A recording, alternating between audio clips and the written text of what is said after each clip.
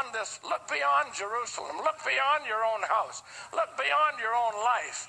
Look beyond your own friends. Look beyond your own church. Look beyond your own culture. Look beyond the things that's happening. Look beyond your own government. Look beyond your own city. Look beyond that. In fact, I'm going to load one on you that I don't think you can do, and I don't think I can do. And that is that we need to be able to look at one another who are blood-bought and see them as stars. They say they got stars in Hollywood. I tell you, they got the worst renegades. You wouldn't even want them as your neighbor. They're not stars. If they are, they're fallen stars. And I'm not here to preach about that. We're not talking about that, but I'm talking about true stars. And the prophet talks about stars. He said, Mother's up there.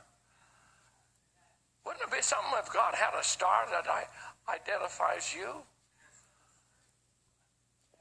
How would it be? How can we look at one another? And the reason I'm saying this, you might say, well, that would be nice if we could do that. That's not the point. I really believe it's a requirement before the rapture. How can the foot say to the hand, or the hand say to the foot, I have no need of you? How can one part of the body say to the other part, I have no need of you? And what if the other part of the body could be husband or wife, it could be children, it could be young people, it could be parents, it could be ministry, it could be deacons, it could be someone else. I wonder if we just have enough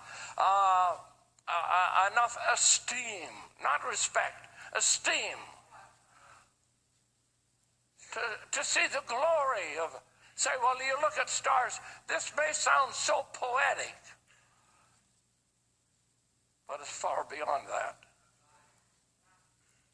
That we could see one another as they truly are. Is there anything wrong with me preaching today that we should look upon one another as God looks upon?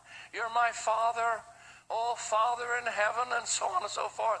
And maybe he's saying, why don't you look upon your neighbor, or look upon your brother, or look upon the one that's sitting beside you, or look upon members of your family like I see them? Would there be anything wrong with that? Would there be anything wrong with me preaching that we should look upon one another as God looks upon them? You say, I can't really stand that person. I don't have anything in common with them. And God is saying just in the other dimension, that's my daughter. You're saying, I can't stand them. And God's saying, that's my son.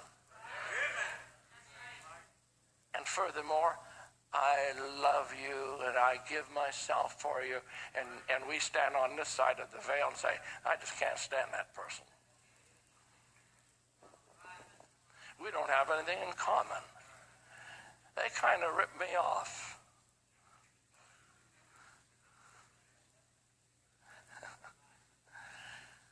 I'm going to preach it. You'll understand it as we get along.